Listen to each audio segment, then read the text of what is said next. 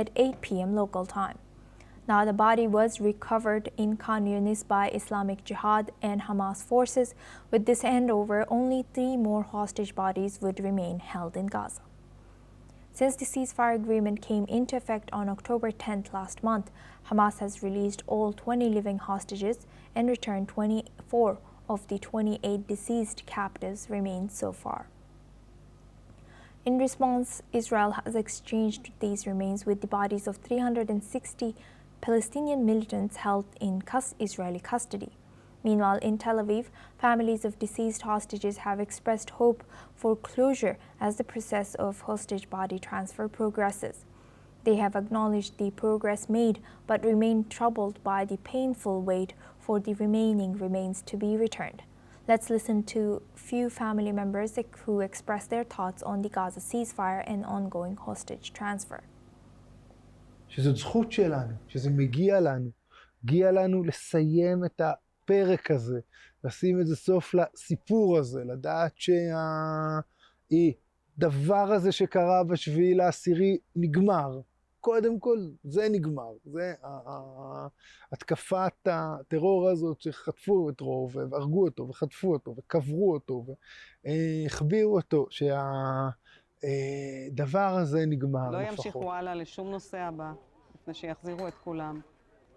זה הדבר הכי יהודי, ציוני, ערבות הדדית, שכל חייל וכל אדם במדינה הזו ידע שאם קורה לו משהו, המדינה תהיה שם בשבילו ובשביל המשפחה שלו. עשיתי כל כך סוף אחר, סוף טוב באמת, אבל לחיים יש תוכניות משל עצמם, וזה כנראה הסוף הכי טוב שיכולתי לחלום עליו מאז 7 באוקטובר.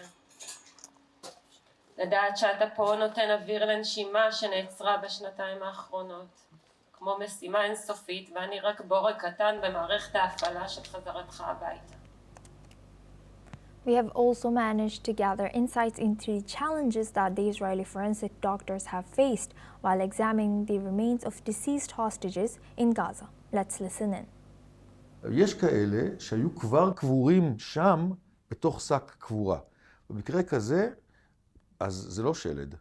כי אין לנו, הגוף, הרי אחרי המוות יש תהליך של התמוססות, או הריקבון, הרקמות נמסות בין היתר, ואז כל השאריות האלה נשארות בתוך השקית.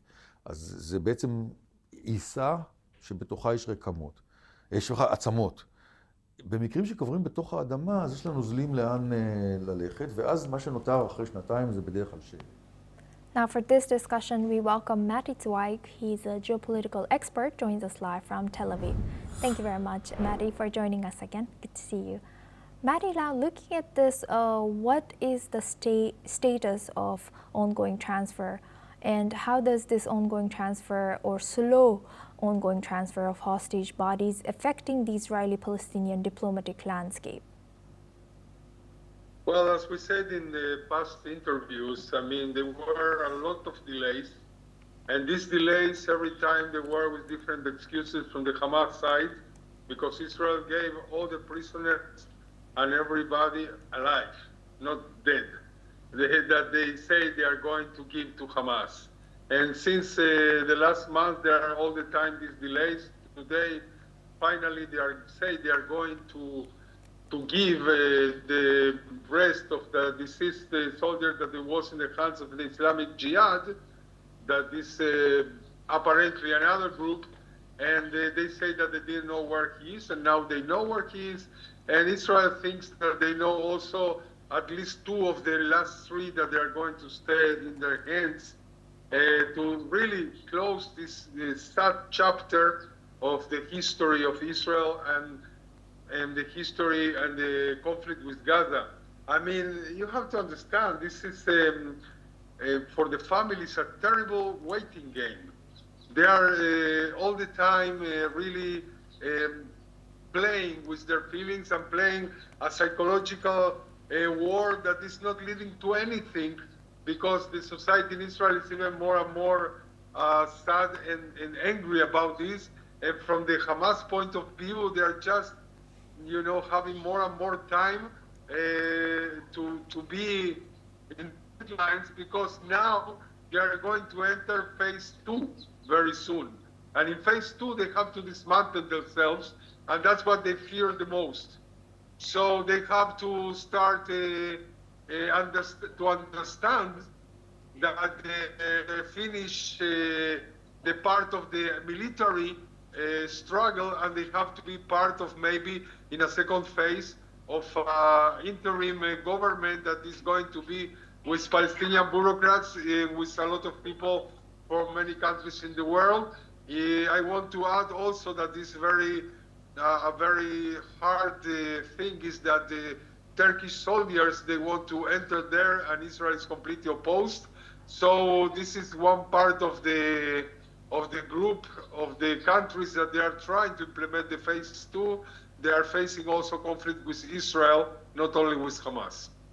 And how are these families feeling about, the ongoing talks that are already developing or going forward in moving towards phase 2? Are they agreeing that this current situation I understand. Slowly, they are, it's a very painful and not easy thing to do. Everything that was accorded, I'm not talking about now about the hostages or the corpses. I'm talking about the logistics and what is going on. The United States have put a logistical place for order plans in the city of Kiryat Gat in the south of Israel, about 27 or 28 kilometers from the Gaza Strip. And from there, they are going to the border and entering there in Gaza Strip in order to also do the phase 2 with the other partners. And this is a big logistic thing. And also the humanitarian aid, they are going now to be in the hands of the Americans. So there is no blaming on Israel for passing the humanitarian aid. So this is going to take a while, but it's getting better even with all the problems. Right. With that, I would like to thank Matti Zweig for always joining us and sharing that insight as a geopolitical expert from Tel Aviv. Thank you very much.